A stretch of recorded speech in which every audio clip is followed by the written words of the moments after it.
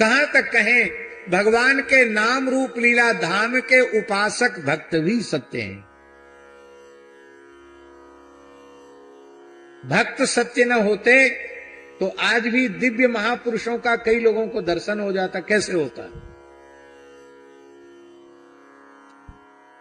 आप उन महापुरुषों को किस रूप में स्वीकार करेंगे, बताइए पहले।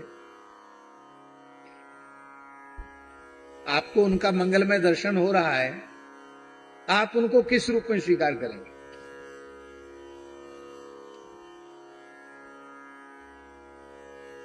अब वो शब्द हम बोलना नहीं चाहते, उस रूप में स्वीकार करेंगे आप क्या? कई बार लोग मर के भूत बन जाते हैं, वो भी सामने आ जाते हैं, तब क्या कहेंगे आप? जैसे स्मरण कर्ता के स्मरण पर रीझकर भगवान प्रकट होकर दर्शन देते हैं, ऐसे ही भगवत चिंतन करते करते जो पूर्ण भगवदाकार हो चुके हैं, वे महापुरुष भी प्रकट होकर के दर्शन, स्वप्न दर्शन ही नहीं देते, प्रत्यक्ष दर्शन देते हैं।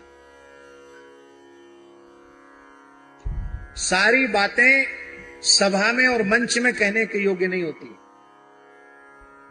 लेकिन हम अत्यंत प्रामाणिक रूप से इस बात को प्रस्तुत कर रहे हैं कि जैसे भगवान प्रकट होकर के दर्शन देते हैं, ऐसे ही भगवान के भक्त भी, भगवत स्वरूप भगवान के उपासक वे भी प्रकट होकर के दर्शन देते हैं।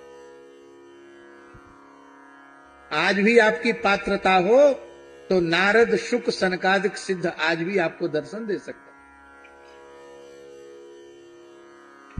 हमारे पूज्य गुरुदेव पहाड़ी बाबा महाराज, बहुत तीव्र तप की इच्छा हुई उनके मन में। ये बात है सन 38 की, सन 1938 की बात। 1932 में वे खाक चौक के महंत पद पर विराजमान हो गए थे और 1938 की घटना है। महाराज जी के मन में वैराग्य जगह का है, स्थान के चक्कर में फंस गए। अपने भजन करने के लिए साधु बने कि स्थान के चक्कर के लिए साधु बने। तो महाराज जी के गुरु भाई थे, सीताराम दास जी नाम था उनका, वो सब संभालते थे। तो गुरु भाई तो संभाल ही रहे हैं, अब महंत तो हम हैं, लेकिन हम चले जाएंगे तो लोग इन्हीं को महंत भी बना देंगे, अच्छा हो पिंड छूटेगा स्थान से, ऐसा मन में विचार जगा। और बिना बताए महाराज जी कार्तिक पूर्णिमा के बाद चल पड़े। तीव्र लगन थी, कोई ऐसे महापुरुष मिले जो हमें भगवत साक्षात्कार करा सके। तो मन की धुन चढ़ी कि जाना चाहिए वहां, उज्जैन जाना चाहिए महाकाल की नगरी में, क्योंकि कागभूषुंडी जी को पूर्व जन्म में वहीं सब कुछ मिला, वहीं जाना चाहिए। महाराज चले गए। देवास के आसपास की घटना है। एक प्राचीन शिव मंदिर था जंगल में, बहुत थके हुए थे, वहां लेट गए, सो गए। अर्धरात्रि का समय था। ये हम बता रहे हैं, तीव्र लगन होती है तो क्या होता है। तो अर्धरात्रि का समय था और अकस्मात डमरू का शब्द सुनाई पड़ा और महाराज जी की जटाओं को पकड़कर किसी ने खींचा। तो महाराज जी ने देखा, उठ के बैठे, तो क्या देखते हैं, कर्पूर गौर विग्रह, त्रिशूल डमरूधारी, साक्षात भगवान शिव खड़े, चंद्रमौली भगवान शिव खड़े। स्वामी जी स्वप्न नहीं, ध्यान नहीं, प्रत्यक्ष। शंकर जी ने उठा के बिठा दिया और कहा, बालक यहां से उत्तर दिशा की ओर चला जा, जो तू चाहता है वो महापुरुष तुझे दे देंगे। बस ये कहकर शिव जी अंतर्धान हो गए। आगे बढ़े। ये अगहन महीने की घटना है, छोटे सरकार। आगे बढ़े, एक छोटा बच्चा मिला। अगहन महीने में थोड़ी ठंड पड़ने लग जाती, सवेरे के 4 बज रहे थे लगभग। तो महाराज जी ने देखा एक नंगा नंगा बच्चा घूम रहा है। तो उनके मन में आया कि शायद कोई जंगली कोल भील का बच्चा होगा। पहले लोगों के पास कपड़े कहां थे, नंगे धड़ंग रहते थे, ऐसे बच्चा होगा। 5 वर्ष का 7 वर्ष का होगा, ऐसे बच्चा था, नंगा था। महाराज जी ने पूछा, बालक भगवान इस तरफ उत्तर की ओर, वो शंकर जी के जलेरी को उत्तर मान करके और महाराज जी चल रहे थे। बोले इस दिशा में कोई संत मिलेंगे क्या, तुम जानते हो? वो बालक बोला, साधारण महात्मा नहीं है, एक चमेली के लता के नीचे एक महात्मा बैठे हैं, ऐसे संत हैं कि मिट्टी छू दें तो मिश्री हो जाए, मिट्टी को छू दें तो मिश्री बन जाए। तो महाराज जी चल पड़े आगे। वहां जाकर क्या देखते हैं, एक महात्मा अवधूत संत, मस्तक पर कोई तिलक का चिन्ह नहीं है, इकहरा शरीर है, गौर वर्ण है, जटा ऐसे चमेली के झाड़ पर फैले हुए हैं और ऐसे बैठे, सामने धूना चैतन्य है। महाराज जी ने उनको प्रणाम किया। वहां कुइया थी, आज भी वो जगह है देवास क्षेत्र में जहां की ये घटना है। तो महाराज जी ने उनको प्रणाम किया, बोले पहले स्नान करो। तो उन्होंने स्नान किया महाराज जी ने। बोले आप बैठो सामने, बैठ गए। तो महाराज जी के जन्म से लेके मार्ग में शिव जी का दर्शन हुआ ये बताया, और कहा कि तुम मेरे पास क्यों आए? जिस बालक ने तुम्हें मेरा पता बताया वो बालक साक्षात भगवान सनत कुमार थे, वहीं चरण पकड़ लेते तो वहीं काम हो जाता, पर भाग्यशाली हो सनकादिकों का दर्शन हो गया। और महाराज जी कहते फिर भी हमारे मन में विश्वास नहीं हुआ। हमारे मन में आया कि कई लोग सिद्धियां कर लेते हैं, पहले की घटनाएं सुना दिया करते हैं। तो जैसी मेरे मन में ये बात आई, बोले ये भूत प्रेत की सिद्धि नहीं है, ये तंत्र मंत्र की सिद्धि नहीं है, भूत भविष्य वर्तमान मुझे स्पष्ट दिखाई पड़ता है,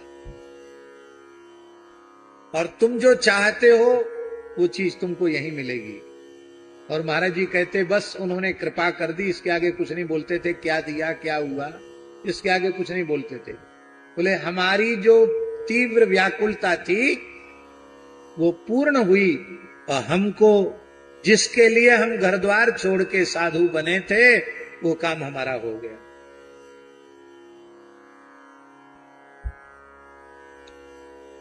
ऐसी कितनी घटनाएं। आज भी जिज्ञासु की खोज है महापुरुषों को, आज भी महापुरुषों को जिज्ञासु की खोज है। इधर छावनी है फौज की, बीना में मिलिट्री छावनी है। तो मोबाइल में उन्होंने हमारी कथा सुनी होगी फौजियों ने,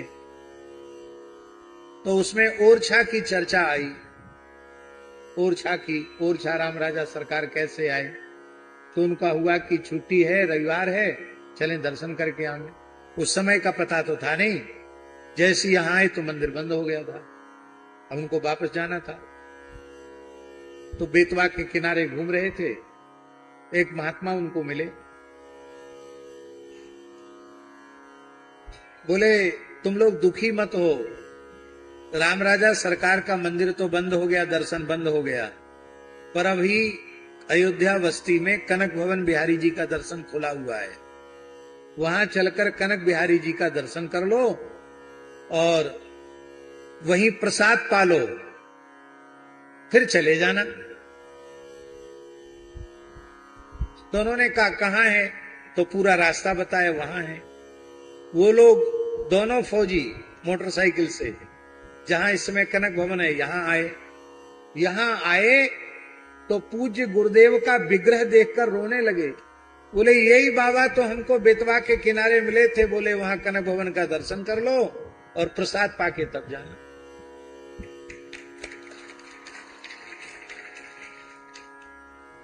फिर वो काफी समय तक, जब तक यहां रहे छावनी में, जब जब अवसर मिलता था वो लोग आते थे, सेवा भी करते। तो अब देखिए, संत जैसे गीता जी में भगवान ने कहा ना, कौन्तेय प्रतिजानी ही नमे भक्ता प्रणश्यति। हे अर्जुन, तुम यह बात प्रतिज्ञा पूर्वक समझ लो, जैसे मैं अविनाशी हूं, ऐसी ही मुझे भजने वाला भक्त भी अविनाशी पद को प्राप्त करता है। इसलिए आज भी संत सदगुरु आज भी आपकी पक्की लगन हो तो वे आज भी आपको प्रकट होकर दर्शन दे सकते। सामान्य लोगों की दृष्टि में पीतांबरा पीठ वाले दतिया वाले स्वामी जी अंतर्धान हो गए, उन्होंने समाधि ले ली, लेकिन आज भी ऐसे लोग होंगे जिनको उनकी वहां जाकर अनुभूति होती होगी कि स्वामी जी आज वहां बैठे। आज भी महापुरुषों के द्वारा उत्तम कोटि के साधकों का मार्गदर्शन हो रहा है। तो भगवान नाम सत्य, भगवत रूप सत्य, भगवान लीला सत्य, भगवान का धाम सत्य और भगवान के नाम रूप लीला धाम के उपासक भक्त सत्य हैं। छोटे सरकार विराजे हैं, दादाजी ने तो समाधि ले ली, लेकिन आज भी अनेक जीवों को उनकी अनुभूति हो जाती कि नहीं हो जाती? कितनी घटनाएं हैं बड़े दादाजी की, छोटे दादाजी की, गुरु महाराज की। और हम आपको ये बात सत्य कह रहे हैं, जो संत सदगुरु प्रत्यक्ष विराजे हैं उनमें भी यदि आपकी अगाध श्रद्धा है उनकी उपस्थिति के काल में, तो उनके माध्यम से भी अलौकिक चमत्कारिक घटनाएं घटती है जिसकी अनुभूति लोगों को।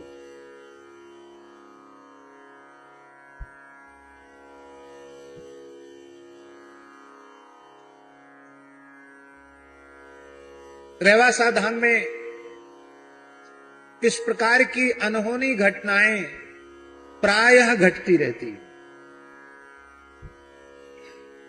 क्योंकि वह इतना सिद्ध स्थल है।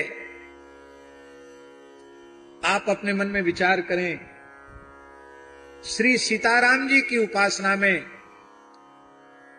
मधुर भाव की उपासना के प्रवर्तक आचार्य हैं श्री स्वामी अग्रदेवाचार्य जी महाराज। हमारे ओंकारदास जी महाराज का द्वारा अग्र जी का ही द्वारा है। रामानंद संप्रदाय की 14 परंपराएं वहां से निकली हैं। गोस्वामी तुलसीदास जी वहां 4 महीने विराजे,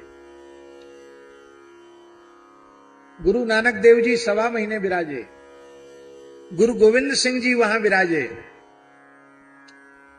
श्री वल्लभाचार्य महाप्रभु 1 रात्रि वहां विराजे। राम स्नेही परंपरा के 2 पीठ वहां से प्रकट हुए, रैण और दरियाब जी महाराज का रैण और शाहपुरा, ये 2 पीठ वहां से निकले। स्वतंत्र निरंजनी संप्रदाय वहां से निर्गत हुआ।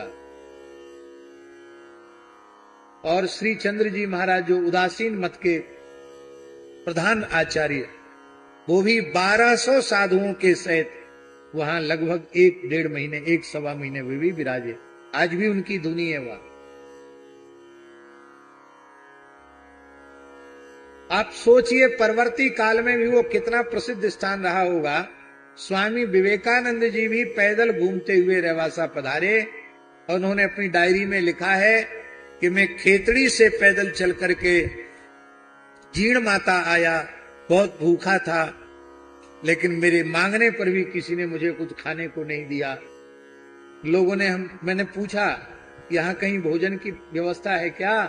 बोले रेवासा मठ है, वहां 24 घंटे में कोई भी कभी भी चला जाए, सबको प्रसाद की और सबको रहने की व्यवस्था है, वहां चले जाओ। तो बोले बहुत जोर की भूख लगी थी, वहां पहुंचे, रात हो गई थी, शाम हो गई थी, खूब सुंदर आड़े हाथ घी और खिचड़ी खाने को मिली।